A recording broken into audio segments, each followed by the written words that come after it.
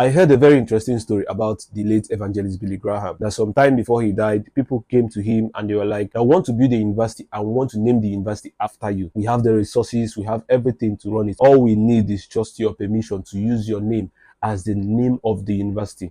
That was a great honor, but guess what? He told them that God did not call him to do that.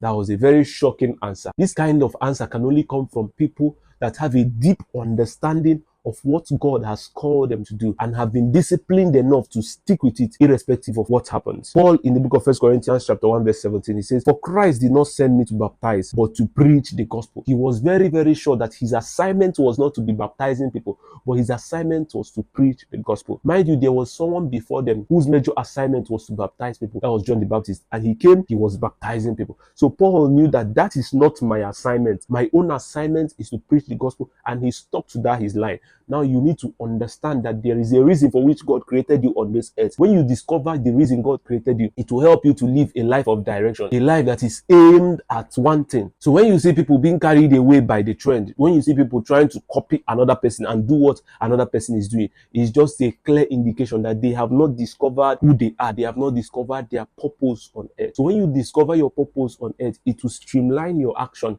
It will streamline the things you do, even the friends you keep, where you go to. Everything about you will be affected by that simple discovery of who you are created to be. And it's very, very important, because you cannot make lifelong impact when you are touching here and there, touching here and there. So for you to be able to make an impact, for you to be able to have an effect on humanity, you will need to focus your effort. Even while Jesus came on earth, he lived a life of purpose. He lived a life of clear direction. He knew where he had to be per time, and he stuck to it. And even Apostle Paul, he had one of the greatest impacts. He wrote more books than all the disciples joined together in the New Testament. One major reason was that he lived a life of purpose. He lived a life of clear direction. He was clearly aware of what God wanted him to do, and he stuck to it without looking back. So make up your mind today that enough is enough. Probably in the past, you've tried to do this one, do the other one, do the other one, do the other one, and you've just been tearing yourself apart into pieces, and you've seen that I'm not really making progress. Now is the time for you to take a step backward and interact with God. He said in Jeremiah chapter 33 verse 3, "Call unto me and I'll answer you and show you great and mighty things that you do not know." It's time to interact with God and ask God, what did you really create me on this earth to do? And God will answer you. And this time, all your energy will be focused in one direction, and you will make great impact for the kingdom of God in Jesus' name.